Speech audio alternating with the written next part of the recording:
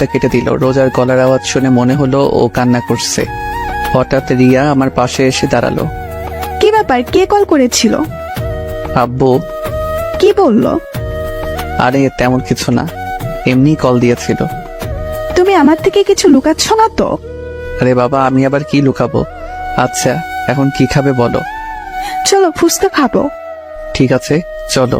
তারপর রিয়া আর আমি ফুচকার দোকানে ঢুকলাম। রিয়া ফুচকা খাচ্ছে আর মাঝে মাঝে আমার মুখে একটা ফুচকা তুলে দিচ্ছে।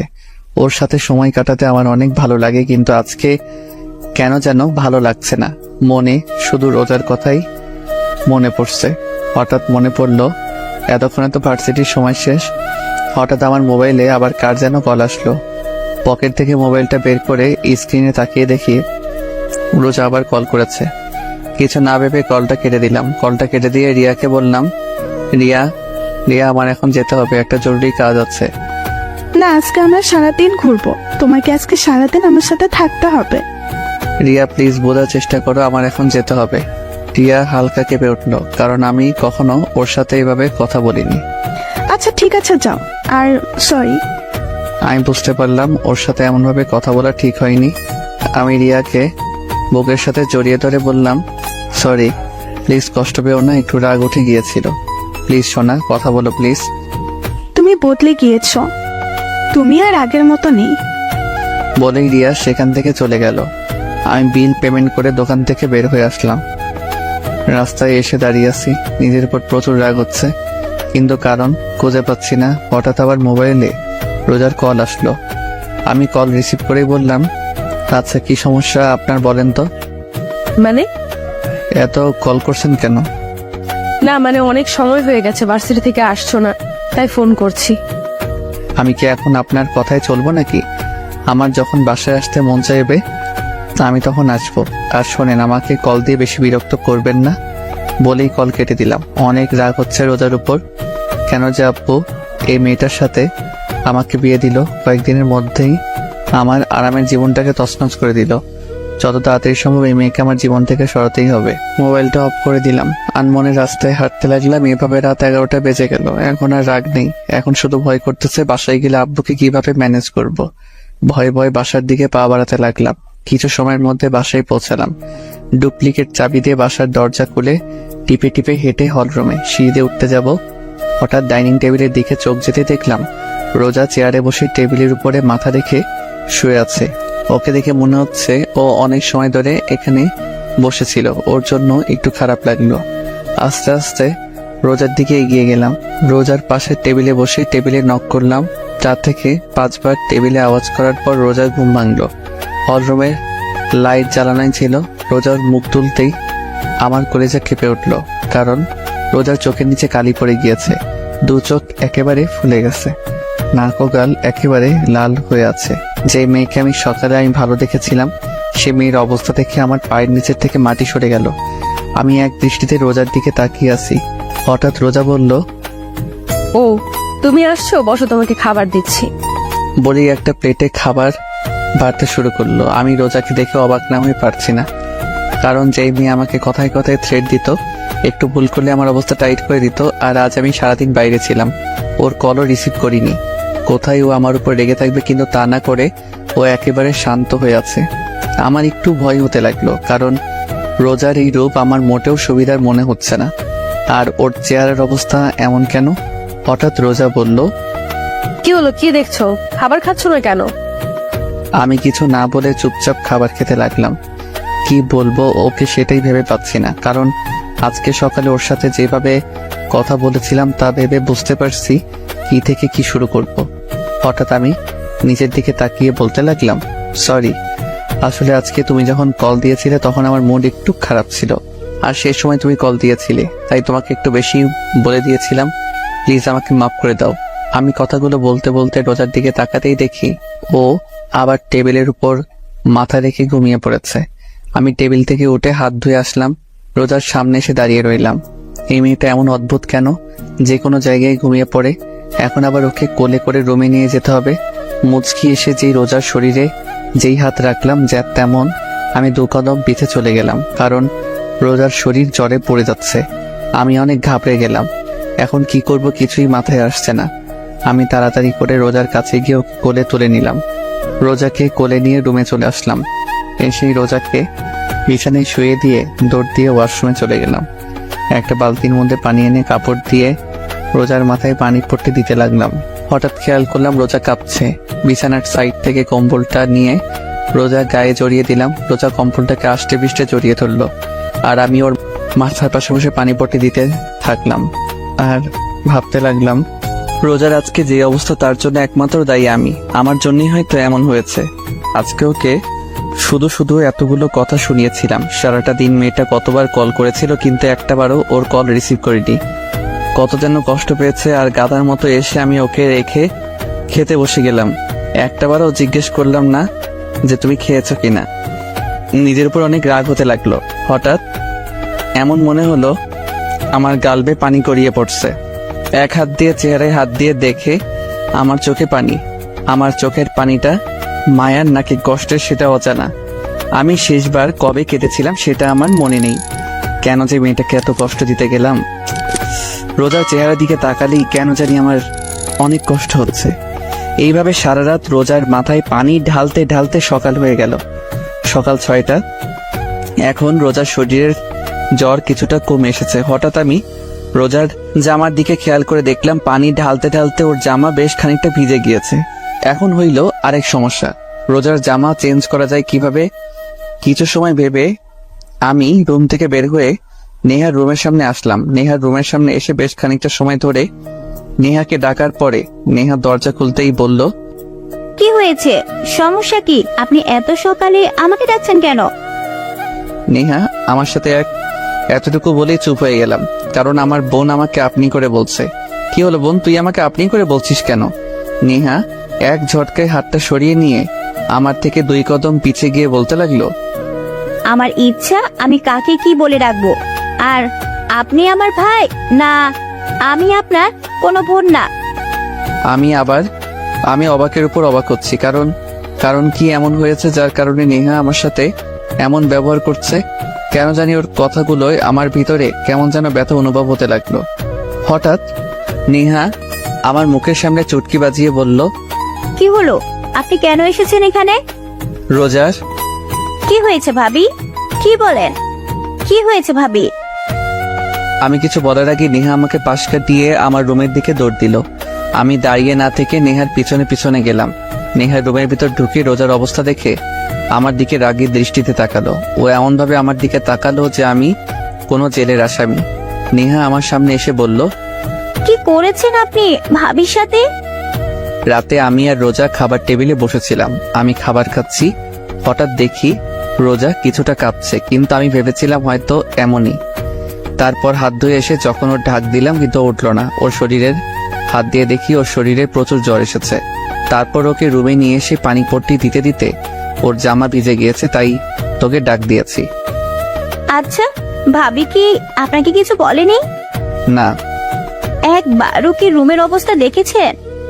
না, রুমে আবার কি হবে? এটুকু বলেই পুরো রুমের দিকে তাকাতেই দেখলাম আমার রুমটা এমন দেখাচ্ছে যে রুমের ভিতরে কোনো বড়সড় টর্নেডো এসেছিল।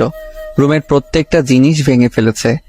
এমনকি খাটের উপর দেয়ালে আমার বড় একটা ছবি ঝোলানো ছিল, সেটাও ভেঙে ফেলেছে। আমি নেহার দিকে তাকাতেই নেহা বলল, এগুলো সব আপনার জন্য হয়েছে। আমি যেই কিছু বলতে যাব তার আগে নেহা আমাকে ধাক্কা দিয়ে রুম থেকে বের করে দিল। আমি রুমের বাইরে দাঁড়িয়ে ভাবতে লাগলাম, রোজা কেন ভেঙেছে সবকিছু? ওর কলনা ধরায় কি ও রেগে গিয়ে এগুলো করেছে নাকি অন্য কোনো কারণে? এইভাবে কিছু সময় যাওয়ার পর নেহা রুমের দরজা খুলল। আমি রুমের বাইরে দাঁড়িয়েছিলাম। নেহা আমার সামনে এসে বলল, ভাইয়া, কালকে যদি তুই ভাবির সাথে মিথ্যা কথা না বলতি তাহলে আজকে এমনটা হতো না। কালকে দুপুর থেকে ভাবি কিছু না খেয়ে বসেছিল তোর জন্য। আর তুই বদলে গিয়েছিস ভাইয়া। বলেই নেহা চলে গেল। আমি চুপচাপ দাঁড়িয়ে থাকলাম। আর মাথায় শুধু একটা কথাই আসছে, তাহলে কি রোজা জানতো যে আমি ভার্সিটিতে না গিয়ে রিয়ার সাথে ঘুরতে গিয়েছিলাম, আর কাল থেকেও কিছু না খেয়ে বসেছিল। আর আমি নিজের প্রতি নিজের খুব রাগ হতে লাগলো। কিন্তু এত কিছু হয়ে যাওয়ার পরেও রোজা আমার সাথে রাগে কেন কথা বললো না কেন? আমি রুমের ভিতর আসতে দেখলাম রোজা ঘুমিয়ে আছে। ওর চেহারা একেবারে শুকিয়ে গিয়েছে, চোখের নিচে কালি জমে গিয়েছে। আমি গিয়ে রোজার পাশে বসলাম। আর এক দৃষ্টিতে ওর চেহারার দিকে তাকিয়ে রইলাম। সকাল 8টার দিকে রোজার ঘুম ভাঙলো। ও চেয়ে দেখে আমি ওর দিকে এক দৃষ্টিতে তাকিয়ে আছি। রোজাও কিছু না বলে চুপচাপ আমার চোখের দিকে তাকিয়ে আছে। হঠাৎ রোজা বলল, কি হয়েছে, আপনি কাঁদছেন কেন? কেন যেন রোজার এই আপনি বলাই মনের মধ্যে কোনো কষ্ট লাগলো না। এমন মনে হচ্ছে আমি আপনি করে বলারই প্রাপ্য। আমি কিছু না ভেবে রোজাকে দুহাত দিয়ে আমার বুকের সাথে চেপে ধরলাম। আমি আজ প্রথমবার রোজাকে নিজের ইচ্ছায় বুকের সাথে জড়িয়ে ধরলাম। রোজা একেবারে চুপ হয়ে আছে, কিছুই বলছে না, এমনিও কোনো নড়াচড়াও করছে না। ওর এইভাবে চুপ করে থাকা আমি মেনে নিতে পারছি না। প্লিজ আমাকে মাফ করে দাও। আমি কালকে তোমার সাথে মিথ্যা কথা বলতে চাইনি, ভয়ে ছিলাম যদি তোমাকে সত্যি কথা বললে যদি তুমি রাগ করতে, তাই। কিন্তু এখন মনে হচ্ছে তোমাকে সত্যি কথা বলে দেওয়াটাই উচিত ছিল। প্লিজ আমাকে মাফ করে দাও কালকে তোমার সাথে বাজে ব্যবহার করার জন্য। তোমাকে একটা কথা বলবো, তার সত্যি সত্যি উত্তর দিবে। বলো, কি জানতে চাও তুমি? তুমি কি রিয়াকে সত্যি ভালোবাসো? হুম। আমার জন্য কি তোমার মনে কোনো ভালোবাসা নেই? আমি কি আমার জন্য তোমার মনে একটুও ভালোবাসা জন্মাতে পারিনি? রোজার প্রশ্নের উত্তর আমার অজানা। আমি জানি না আমি রোজাকে ভালোবাসি নাকি ভালোবাসি না, কিন্তু ওকে ছাড়া কথা না বললে আমার মনে কেন যেন শান্তি লাগে না। কেন যেন ওর পাগলামোগুলো আমার ভালো লাগতে শুরু করেছে। তাহলে কি আমি ওকে ভালোবেসে ফেলেছি? কিন্তু আমি তো ভালোবাসি রিয়াকে। আমাকে চুপ থাকতে দেখে রোজা বলল, কি হলো বলো, তুমি কি আমাকে একটুও ভালোবাসো না? জানি না।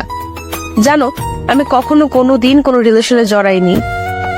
আমার শুধু একটাই চাওয়া ছিল, আর তা হলো বিয়ের পর নিজের স্বামীকে ভালোবাসবো, স্বামীর সাথে ছুটিয়ে প্রেম করব। জানো, যখন কলেজে পড়তাম তখন আমার বান্ধবীরা প্রত্যেক দিন ওদের বয়ফ্রেন্ডদের সাথে ঘুরতে যেত। ওরা আমাকে প্রতিদিন বলতো যে আমি যাতে কোনো ছেলের সাথে রিলেশন করি, কিন্তু আমি করতাম না। কারণ ছোট থাকতে আম্মু শিখিয়েছিল ইসলাম ধর্মে রিলেশন করাটা হারাম। তাই আমি ওদের বলতাম আমিও একদিন ঘুরবো আমার স্বামীর সাথে। জানো, আমি চাইলে আমার থেকে বড় আর নইলে আমার সমবয়সী কাউকে বিয়ে করতে পারতাম, কিন্তু আমি আমার থেকে বয়সে ছোট ছেলেকে বিয়ে করার কারণ হচ্ছে তুমি যেন সবসময় আমার কথা শোনো। আমি তোমাকে সবসময় শাসনের উপর রাখি, কারণ তুমি যেন আমার ভয়ে কোনো মেয়ের দিকে না তাকাও। কারণ আমি চাইতাম না যে আমার স্বামী আমাকে রেখে অন্য কোনো মেয়েকে ভালোবাসুক। কিন্তু আমি ভুল ছিলাম, আমার সব কিছু ভুল ছিল। আমি চুপচাপ চেয়ে আছি রোজার দিকে, কোনো ভাষাই খুঁজে পাচ্ছি না কি বলবো। ওর তো এখানে কোনো দোষ নেই, সব দোষ তো শুধু আমি করেছি। আমার জন্য শুধু শুধু কষ্ট পাচ্ছে। চিন্তা করো না, খুব তাড়াতাড়ি তোমাকে আজাদ করে দিব। তারপর তুমি আর রিয়া আরামে থাকতে পারবে। আমার জন্য তোমাদের কারোরই আর কোনো সমস্যা হবে না। আমি চুপচাপ মাথা নিচু করে খাট থেকে নেমে রুমে থেকে বেরোতে যাব, হঠাৎ রোজা পেছন থেকে বলে উঠলো, শোনো। আমি পিছনে ফিরে নিচে তাকিয়ে আছি। Sorry and thanks. কেন? সেটা না হয় রহস্যই থাক। আমি রুম থেকে বের হয়ে আসলাম। কেন জানি মাথাটা প্রচন্ড ব্যথা করছে, এমন মনে হচ্ছে এখনই মাথাটা ফেটে যাবে। রোজার বলা কথাগুলো বারবার কানে বেরিয়ে চলেছে। হঠাৎ দেখলাম নেহা খাবার নিয়ে এখানে আসছে। আমার সামনে এসে খাবার প্লেটটা এগিয়ে দিল আর বলল, ভাই এটা ধর। কেন? ধরবা নাকি? আমি খাবারের প্লেটটা নেহার হাত থেকে নিতেই ও আমাকে জড়িয়ে ধরে কান্না করে দিল। আমি একটু অবাক হলাম, কারণ কিছু সময় আগে ও আমার সাথে কথা বললো যেন আমি অপরিচিত কেউ, এখন আবার জড়িয়ে ধরে কান্না করছে। বুঝলাম না, সব মাথার উপর দিয়ে বাউন্সার যাইতেছে। তোর আবার কি হলো? এমন মরা কান্না করছিস কেন আর আমাকে জড়িয়ে ধরেছিস কেন? ছাড়। সরি। কেন? তোর সাথে বাজে ব্যবহার করার জন্য। আমি বুঝলাম, তুই আমার সাথে এমন আচরণ করার কারণ কি, বুঝিয়ে বলতে একটু। আসলে কালকে ভাবি যথাসময় ডিউটিতে চলে গেল। কিছু সময় পর ভাবি আবার বাসায় আসলো, কিন্তু তখন তার চেহারার রাগে একেবারে লাল হয়ে গিয়েছিল। এমন মনে হচ্ছিল কারোর উপর রেগে আছে। তারপর কাকে যেন মোবাইলে কল করলো, কিন্তু প্রথমবার কল রিসিভ করতে ভাবি রেগে গেল। তারপর আবার কল করলো। কয়েকবার রিং হওয়ার পর সেই ব্যক্তি কল রিসিভ করতে ভাবি রেগে কথা বলল। কিছু সময় পর বুঝতে পারলাম ভাবি তোকে কল করেছে। কিছু সময় পর ভাবি আবার তোকে কল করলো, কিন্তু হঠাৎ কি যেন ভাবি কান্না করতে করতে রুমে চলে গিয়ে ভেতর থেকে দরজা বন্ধ করে দিল। ভাবিকে অনেক ডাক দিলাম, কিন্তু ভাবি দরজা খুললো না। এইটুকু বলেই জোরে জোরে শ্বাস নিতে লাগলো। আবার যেই বলতে যাবে নেহা আমার দিকে তাকিয়ে। আমি রোজার ব্যাপারটা নিয়ে এত বেশি অবাক হইনি যত বেশি অবাক হয়েছি নেহার কথা বলা দেখে। দু চোখ ড্যাব ড্যাব করে নেহার দিকে তাকিয়ে আছি। নেহা আমাকে এইভাবে ওর দিকে তাকিয়ে থাকতে দেখে ভ্রু কুচকিয়ে আমার দিকে তাকিয়ে বলল, ওই তুই এভাবে কি দেখছিস? বোন তুই ঠিক আছিস তো? কেন, আবার কি হবে? না মানে আমার মনে হচ্ছে তোর জিনের আঁচল লাগছে, কারণ তুই এত কথা বলা কোথা থেকে শিখেছিস? সব সময় তোর ফাজলামি না করলে ভালো লাগে না? নেহার কথা শুনে জোরে জোরে হাসতে লাগলাম। আমার হাসি দেখে নেহা হেসে উঠল। ভাইয়া, এখন আর বেশি কথা না বলে ভাবির কাছে যা। ঠিক আছে। আর আব্বু আম্মু কি রোজার শরীর ভালো না তা জানে? আব্বু আম্মু তো বাসায় নেই, কেন, কোথায় গিয়েছে? গতকাল সকালে নানিদের বাসায় গিয়েছে। আর আজকে শুক্রবার, তাই কালকে চলে আসবে। ও ঠিক আছে, তুই নাস্তা করে নিস। ঠিক আছে। বলেই চলে গেল। আমি আবার ঘুরে রুমের দিকে আসতে লাগলাম। রুমের সামনে এসে দেখলাম রোজা যা যা ভেঙেছিল তা পরিষ্কার করছে। আমি প্লেটটা খাটে রেখে রোজার পিছনে গিয়ে বললাম, কি করছো তুমি? হঠাৎ আমার কথা শুনে রোজা কিছুটা কেঁপে উঠল। রোজা পিছনে তাকিয়ে বলল, কালকে তো এইগুলো আমি ভেঙেছিলাম, তাই পরিষ্কার করছি। তুমি কি আমার সাথে ফাইজলামি করছো? কেন, আমি আবার কি করলাম? কেন তুমি জানো না তোমার শরীর খারাপ? হ্যাঁ, তারপর কেন এগুলো করছো? রোজা মুখের কোণে একটা হাসির রেখা ফুটে উঠল। তাহলে এগুলো করবে কে? সেটা তোমার জানার প্রয়োজন নেই, তাই খাবার খেয়ে নাও। রোজা উঠে চুপচাপ গিয়ে খাটে বসে থাকলো, খাবার না খেয়ে আমার চেহারা দিকে তাকিয়ে আছে। আমি রোজার সামনে গিয়ে বললাম, কি হলো, খাবার খাচ্ছ না কেন? খাবার খেতে মন চাচ্ছে না।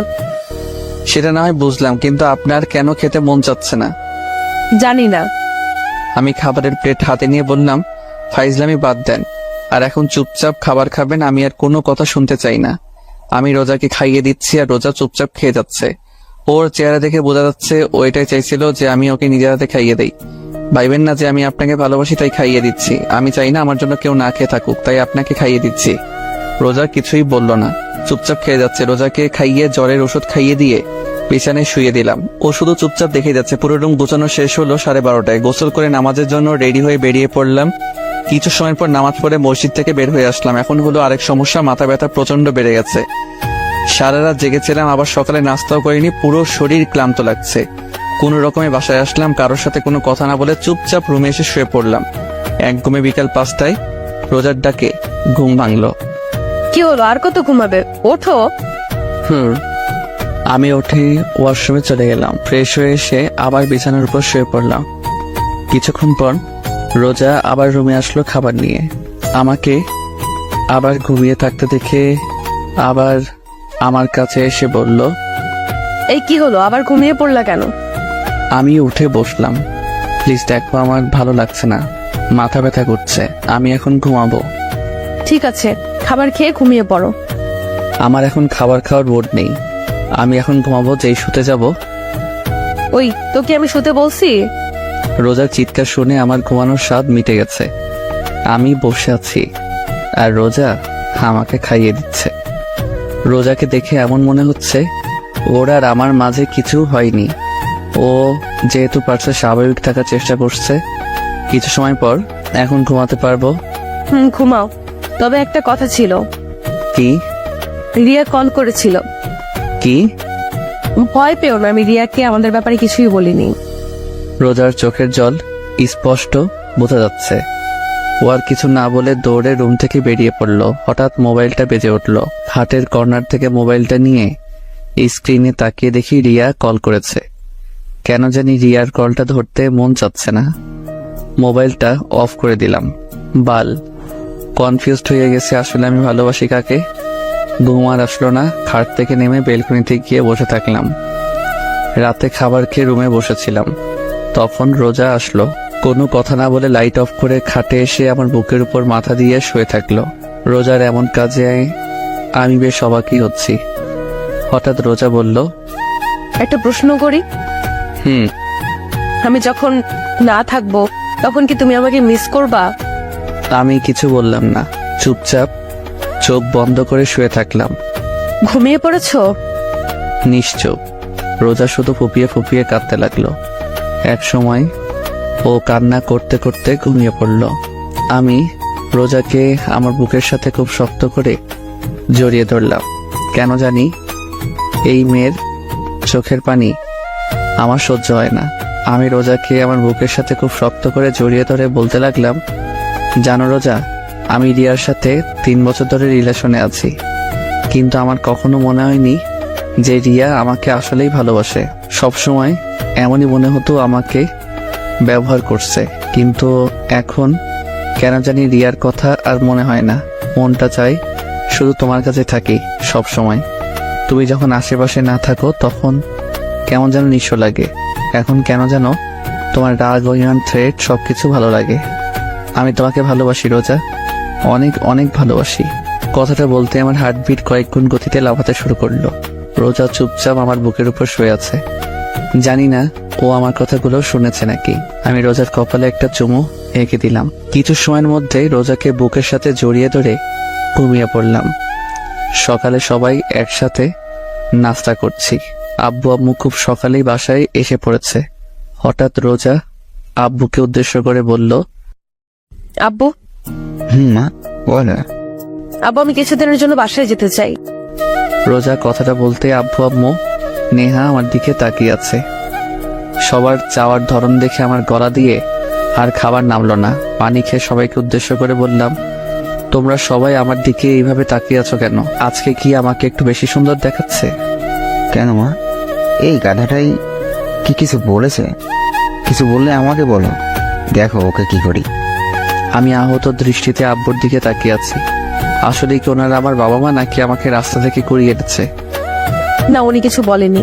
আসলে আব্বু আম্মুকে অনেকদিন ধরে দেখতে মন চাচ্ছে, তাই ভাবলাম কয়েকদিনের জন্য দেখে আসি। ঠিক আছে যাও, আর এই গাধাটাকেও সাথে করে নিয়ে যাও। না, উনি বললো যাবে না, ওনার কি যেন কাজ আছে। আমি একটু অবাক হলাম রোজার কথায়। বেকার ছেলের আবার কাজও আছে, সারাদিন খায় আর ঘুরে বেড়ায়, এখন বলছে তার নাকি কাজও আছে। আমার দিকে তাকিয়ে বলল, এখন আর নিতে পারতেছি না। আব্বুর কথা শুনে মন যাচ্ছে কেঁদে দেই। আমি কিছু না বলে ওখান থেকে উঠে রুমে চলে আসলাম। রুমে এসে একটা কথাই ভাবতে লাগলাম, রোজা আব্বু আম্মুর কাছে মিথ্যা কথা বলল কেন? কিছু সময়ের পর রোজা রুমে আসলো। আমার দিকে না তাকিয়ে ওর জামা প্যাক করতে লাগলো। ওরে অবহেলা আমার সহ্য হচ্ছে না। আমি খাট থেকে নেমে রোজার পিছনে গিয়ে দাঁড়ালাম। রোজা, বাসায় কেন যাচ্ছ? বললাম তো, আব্বু আম্মুর কথা খুব মনে পড়ছে, তাই দেখা করতে চাচ্ছি। কয়দিন থাকবা? জানি না। বলেই ঘুরে আবারও ওর কাজ করতে লাগলো। আমি তোমার সাথে আসি। রোজা আমার দিকে তাকিয়ে একটু রাগী লোক নিয়ে বলল, না। কেন? তুমি যদি আমার সাথে আসো তাহলে রিয়া কি সময় দিবে কিভাবে? তাই তোমার আমার সাথে আসার কোনো প্রয়োজন নেই। এই মেয়ে, এত জেদি কেন বুঝলাম না। কিভাবে যে বলি ওকে ছাড়া আমি থাকবো কিভাবে? হঠাৎ রোজা বলল, রুম থেকে বের হও। কেন? আমি জামা চেঞ্জ করব। ও মাথা নত করে রুম থেকে বের হয়ে আসলাম। কিছু সময়ের মধ্যে রোজা রেডি হয়ে নিচে এসে সবার থেকে বিদায় নিয়ে বেরিয়ে পড়ল। আব্বু ড্রাইভারকে বলে দিয়েছে রোজাকে পৌঁছে দিতে। রোজা চলে গেল, কিন্তু একবারও আমার দিকে তাকালো না। আমি রুমে এসে দরজা লাগিয়ে বেলকনিতে এসে দাঁড়িয়ে থাকলাম। রোজাকে ছাড়া কেমন যেন খালি খালি লাগছে। কোনোভাবে রাত পর্যন্ত সময় কাটালাম, কিন্তু এখন আর ভালো লাগছে না। মন চাচ্ছে রোজার সাথে কথা বলতে, কিন্তু কি বলবো তা ভেবে পাচ্ছি না। রাত 10টায় মাথায় একটা আইডিয়া আসলো। একটু ভয়ে ভয়ে রোজাকে কল দিলাম। একবার রিং হতে রিসিভ করলো। এমন মনে হচ্ছে মোবাইলের সামনে বসেছিল। হ্যালো। বলো, কেন কল দিয়েছো? এমন মনে হচ্ছে আমি আমার এক্সকে কল দিয়েছি। ডিনার করেছেন? এটা জানার জন্য কল দিয়েছো? না, মানে যা বলার জন্য কল দিয়েছিলাম তা ভুলে গিয়েছি। ঠিক আছে, তাহলে রাখলাম। বলেই কল কেটে দিল। বুঝলাম না এই মেয়েটা এত জেদি কেন। একটু কথা বললে কি এমন হয়ে যাবে? আর কেন ও আমার সাথে কথা বলবে? এখন পর্যন্ত কি আমি ওকে ভালোবেসে আগলে ধরেছি? না, একটাবার ওকে জড়িয়ে ধরে বলেছি যে আমি তোমাকে ভালোবাসি। না, একটাবার ওর সাথে ভালোভাবে কথা বলেছিলাম। যখন থেকে দেখা হয়েছে সেই দিন থেকে ওকে প্যারা ভেবেই চলেছি। যখন সামনে ছিল তখন ওকে দূরে পাঠাতে চাইতাম, আর এখনো দূরে চলে গিয়েছে। তাহলে আমার এমন কষ্ট হচ্ছে কেন? বেলকনিতে বসে রোজার কথা ভাবতে ভাবতে কখন যে ঘুমিয়ে পড়েছি মনে নেই। সকলে সূর্যের আলোয় ঘুম ভাঙল। ঘুম থেকে উঠে দেখলাম রাতে বেলকনিতেই শুয়ে পড়েছিলাম। ওয়াশরুম থেকে ফ্রেশ হয়ে এসে রোজাকে কল করলাম, কিন্তু ও কল রিসিভ করলো না। 4 থেকে 5 বার ট্রাই করার পরও ও রিসিভ করলো না। সকাল সকালই মনটা খারাপ হয়ে গেল। নিচে এসে সবার সাথে নাস্তা করতে বসলাম। চুপচাপ নাস্তা করে ভার্সিটির জন্য বেরিয়ে পড়লাম। কিছু সময়ের মধ্যে ভার্সিটিতে পৌঁছে গেলাম। ক্লাসরুমে এসে একেবারে লাস্ট বেঞ্চে গিয়ে বসলাম। একটু অবাক হলাম, আজকে হারামি 3টাকে দেখা যাচ্ছে না। হঠাৎ রিয়া সামনের বেঞ্চ থেকে উঠে এসে আমার পাশে বসলো। হাই, তুমি আমার কল রিসিভ করো না কেন? আস্তে আস্তে বলল, কারণ ম্যাডাম ক্লাস নিচ্ছেন। এখন ক্লাস করো, পরে কথা বলি। রিয়ার সাথে এখন কথা বলার কোনো ইচ্ছাই নাই। চলো না বাইরে যাই। আমি রিয়ার কথার কোনো উত্তর দিলাম না, চুপচাপ ক্লাস করতে লাগলাম। ক্লাস শেষ করে বাইরে এসে দাঁড়িয়ে আছি। পকেট থেকে মোবাইলটা বের করে স্ক্রিনে না তাকিয়েই নাইমকে কল দিলাম। কল রিসিভ করতেই বলল, ওই, তোমাকে বলেছি না আমাকে কল করবে না? ওই শালা, তুই আমার সাথে ফাইজলামি করছিস? ভালোভাবে কথা বলার, তুই কোথায় এখন? ওই, তুমি গাঁজা সেবন করেছো নাকি? কি আবল তাবল বকছো? কাকে কল দিয়েছো? স্ক্রিনে একবার তাকিয়ে দেখেছো? কাকে আবার কল করব? আমার বন্ধু নাইমকে কথা বলতে বলতে স্ক্রিনে তাকিয়ে দেখি আমি ভুলে রোজাকে কল দিয়ে ফেলেছি। সো সরি, আসলে ভুলে কল গিয়েছে। আমি জানি তুমি ভুলে কল দিয়েছো নাকি নিজ ইচ্ছায় কল দিয়েছো। আরে বললাম তো ভুলে কল চলে গিয়েছে। আর আপনি কথা এমন বাড়াচ্ছেন কেন? কি আমি কথা বেড়াচ্ছি? আরে তোর মতো ছেলেদেরকে আমার চিনা আছে, নিজ ইচ্ছায় কল দিয়ে বলে ভুলে চলে গিয়েছে। ঢং করছিস তুই আমার সাথে? দেখো, তুমি ভুল বুঝতেছো। তোমার সাথে কথা বলার আমার কোনো ইচ্ছাই নেই, আর আমার অনেক কাজ আছে। আর ভালোভাবে কথা বলো, তুই করে কিন্তু আমিও বলতে পারি। বাহ, বেকার ছেলের আবার কাজও আছে। কলটা কেটে দিলাম। প্রচুর রাগ উঠতেছে। যে কোনোভাবে এই বেকার নামের ট্যাগটা সরাতে হবে। রোজার বলা কথাগুলোই প্রচুর রাগ উঠতেছে। বললাম যে ভুলে কল চলে গিয়েছে, তা না শুনে টুইটাই শুরু করে দিয়েছে। রিয়া পিছন থেকে অনেকবার ডাকতেছিল, কিন্তু ওর সাথে কোনো কথা না বলে ক্যাম্পাস থেকে বের হয়ে আসলাম। এখন উদ্দেশ্য হচ্ছে চৌধুরী ইন্ডাস্ট্রিজ। কিছু সময়ের মধ্যে পৌঁছে গেলাম। কোম্পানির ভিতরে ঢুকে আব্বুর কেবিনের দিকে যাচ্ছি। হঠাৎ আব্বুর পিয়ে শামসুল হক, বয়স 47 হবে, সামনে এসে বলল, আরে বাবা, কেমন আছো? উনি আমার বড়, তাই স্যার ডাকতে মানা করেছি, তাই উনি আমাকে বাবা বলে ডাকেন। আঙ্কেল, আমি ভালো আছি, আপনি কেমন আছেন? আর আব্বু কি কেবিনে? আমিও ভালো আছি। আর বড় স্যার তো এখন একটা ইম্পর্টেন্ট মিটিং এ আছেন, তুমি কেবিনে বসো, আমি বড় স্যারকে বলছি। আমি ওনার সাথে আর কোনো কথা না বলে মিটিং রুমের দিকে এগোচ্ছি। রুমের দরজা খুলে ভিতরে ঢুকে দেখলাম আব্বু আসলে অনেক ইম্পর্টেন্ট একটা মিটিং করছিল, কারণ অনেক লোক ছিল রুমে। সবাই আমার দিকে তাকিয়ে আছে। আব্বু, তোমার সাথে কথা ছিল। কেবিনে গিয়ে একটু ওয়েট করো, মিটিং শেষ পর্যায়ে। আব্বু, তোমার সাথে জরুরি কথা আছে। আব্বু একটু অবাক হলো, তারপর কিছু না বলে মিটিং রুম থেকে বের হয়ে তার কেবিনে আসলাম। আসতে আব্বু বলল, আপনার চরণ আমার কোম্পানিতে ফেলে আমার কোম্পানিটা ধন্য হওয়া। তুমি কি আমার সাথে মজা নিচ্ছ? আচ্ছা বলো, কি তোমার এমন জরুরি তলব যার জন্য মিটিং রুম থেকে নিয়ে আসলে? কিছুদিন আগে তুমি আমাকে যে অফারটা দিয়েছিলে সেটা কি এখনো আছে? কোনটার কথা বলতেছ? যেটা এখন তোমার মাথায় চলছে। আমার মাথায় এখন চলছে সেই 6 মাস আগের ঘটনা, যেটা তুমি অফিসের প্রথম দিনেই করেছিলে। 6 মাস আগে আমি কি এমন করেছিলাম? ফ্ল্যাশব্যাক। আমি, নেহা আর আব্বু আম্মু বসে সকালে নাস্তা করছিলাম। হঠাৎ আব্বু বলল, নীল। আমি খাওয়া বাদ দিয়ে আব্বুর দিকে তাকিয়ে আছি আর মনে মনে দোয়া করছি, কারণ আব্বু যতদিন আমাকে খাবার টেবিলে ডেকেছে কোনো না কোনো বাস আমি অবশ্যই পেয়েছি। হঠাৎ নেহা আমাকে হালকা ধাক্কা দিয়ে বলল, ওই ভাইয়া, কি ভাবছিস?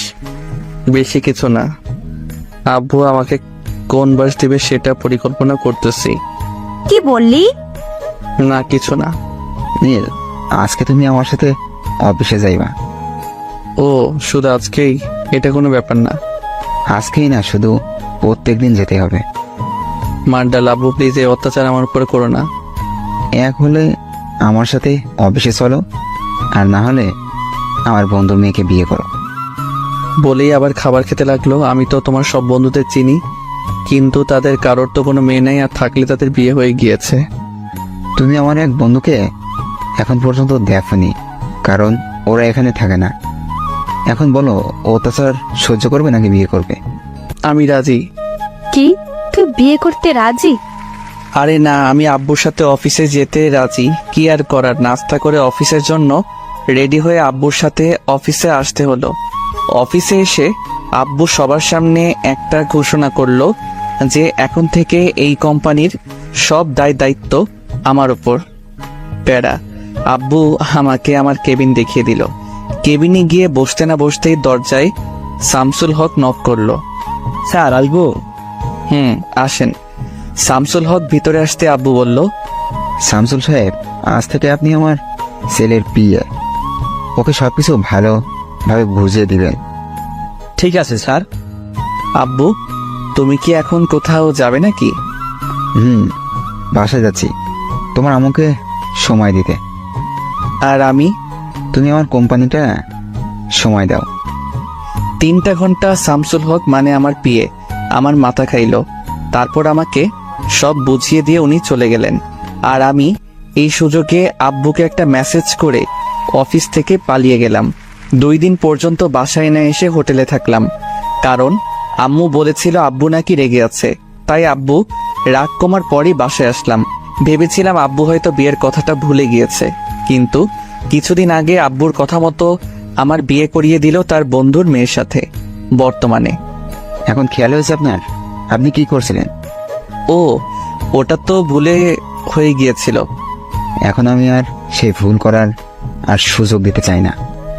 আব্বু প্লিজ, এখন আমি ভালো হয়ে গিয়েছি, ভালোভাবে সব দায়িত্ব পালন করব। আর ওদিনের জন্য সরি। একবার ভেবে দেখো, এটা কিন্তু অনেক বড় দায়িত্ব। এই বেকার নামের ট্যাগটা সরাতে আমি সব করতে রাজি। ঠিক আছে, তাহলে আমি মিটিংটা শেষ করে শামসুল সাহেবকে তোমার কথা বলে বাসায় চলে যাচ্ছি। ঠিক আছে। আব্বু চলে গেল। কিছু সময় পর শামসুল হক এসে আমাকে আগের মতো সবকিছু বুঝিয়ে দিতে লাগলো। সন্ধ্যা অফিস থেকে বের হলাম। আজকের দিনটা কেমন যেন লাগছে। আজকে থেকে আর কেউ আমাকে বেকার বলবে না, এটা ভেবে এক অন্যরকম ভালো লাগা কাজ করছে। রিকশায় করে বাসায় আসলাম। বাসায় আসতেই কারোর সাথে কোনো কথা না বলে দিলাম এক ঘুম। রাত 10টায় ঘুম থেকে উঠলাম, ফ্রেশ হয়ে নিচে আসলাম। আব্বু আম্মু নেহা কি নিয়ে যেন হাসাহাসি করছিল, কিন্তু আমাকে দেখতেই সবাই চুপ হয়ে গেল। আম্মু উঠে আমার কাছে এসে বলল, বাহ, আমার ছেলেটা এখন বেকার নয়, এত বড় হয়ে গিয়েছে আর আমি বুঝতেই পারলাম না। আম্মু কথাটা বলতেই সবাই আবার হাসতে শুরু করলো। আমার সাথে কি তোমরা মজা নিচ্ছ? হ্যাঁ। এভাবে 1 সপ্তাহ পর আজকের অফিসে যেতে মন চাচ্ছে না, কারণ কাল সারা রাত রোজার কথা ভাবতে ভাবতে না ঘুমিয়ে কাটিয়ে দিয়েছি। সেই দিনের পর থেকে রোজার সাথে এখনো পর্যন্ত আমার কোনো যোগাযোগ হয়নি। প্রতিটা মুহূর্তে ওর কথা মনে হয়, কিন্তু কথা বলতে পারি না, কারণ সব দোষ আমার। কিন্তু আব্বু আম্মু রোজার ব্যাপারে কোনো কথা বলছে না, কারণ কি? বেলকনিতে দাঁড়িয়ে এগুলো ভাবছিলাম। হঠাৎ পিছন থেকে নেহা বলল, ভাইয়া নাস্তা করবি না? আম্মু ডাকছে। তুই যা, আমি আসছি। নেহার দিকে ঘুরে বললাম। নেহা আমার সামনে এসে আমাকে জড়িয়ে ধরে বলল, ভাইয়া, তুই কি কোনো ব্যাপার নিয়ে আপসেট? না, কেন, কি হয়েছে? নেহার মাথায় হাত বুলিয়ে বললাম, কিছুদিন ধরে দেখছি তুই কেমন যেন মনমরা হয়ে আছিস। তুই যদি আমার সেদিনের কথার জন্য কষ্ট পেয়ে থাকিস, তাহলে আমাকে মাফ করে দে। ওরে আমার পাগলি বোন রে, আমি কি একবারও বলেছি আমি কোনো ব্যাপার নিয়ে আপসেট? পাগলি, এত বেশি বুঝিস কেন? সত্যি তো তুই কোনো ব্যাপার নিয়ে আপসেট না? না। তাহলে একটা কথা বলি। এতক্ষণ যাবত তো বকবক করেই যাচ্ছিস, এখন একটা কথা বলতে আবার পারমিশন লাগে? আয় না, আজকে বিকেলে কোথাও ঘুরতে যায়। আমি নেহার কথা শুনেও না শোনার ভান করে দৌড়ে রুম থেকে বের হয়ে নিচে চলে আসলাম।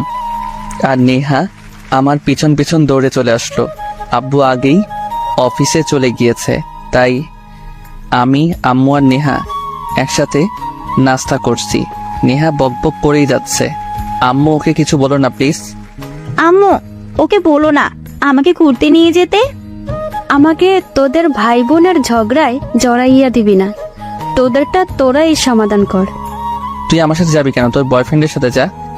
শোন, আমার কোনো বয়ফ্রেন্ড নেই, আর বিয়ের আগে রিলেশন করা হারাম, আর বিয়ের পর আমার স্বামীর সাথে ঘুরবো। তোকে বলবো না। এখন বল, নিয়ে যাবি নাকি? নেহার কথাটা শুনতেই রোজার কথা মনে পড়ে গেল। ও পাগলি মেয়েটাও তো আমাকে প্রত্যেক দিন এই একই কথাই বলতো, কিন্তু আমি তখন ওর কথার কোনো মূল্য দিতাম না। ওই ভাইয়া, কি ভাবছিস? বল না, নিয়ে যাবি নাকি? আচ্ছা ঠিক আছে, নিয়ে যাব।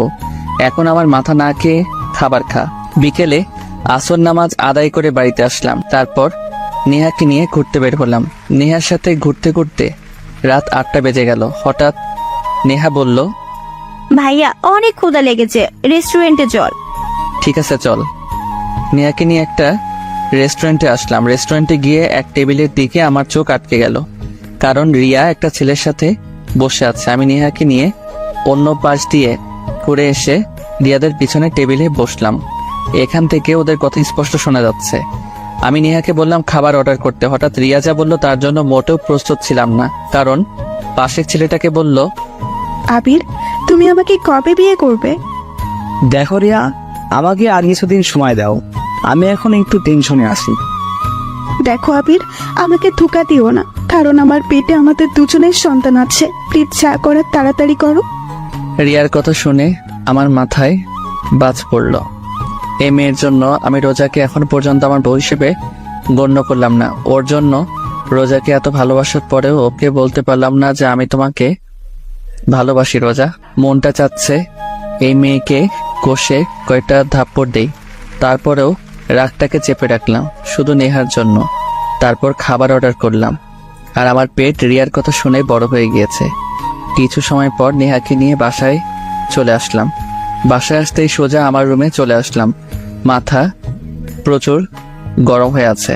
রাগ কমাতে না পেরে সোজা ওয়াশরুমে চলে এসে শাওয়ার ছেড়ে ভিজতে লাগলাম। আধা ঘন্টা যাবৎ ভিজার পরেও মাথা ঠান্ডা হচ্ছে না, আর রাগ কন্ট্রোল করতে না পেরে সোজা দেয়ালে 4-5টা ঘুষি মারলাম। হাতের প্রচন্ড ব্যথায় মাথা কিছুটা ঠান্ডা হয়েছে। ঘন্টাখানেক ভিজার পরে ওয়াশরুম থেকে বের হয়ে আসলাম। বাম হাতটা প্রচন্ড ব্যথা করছে, কিন্তু মনের কষ্টের কাছে এই হাতের ব্যথা কিছুই না।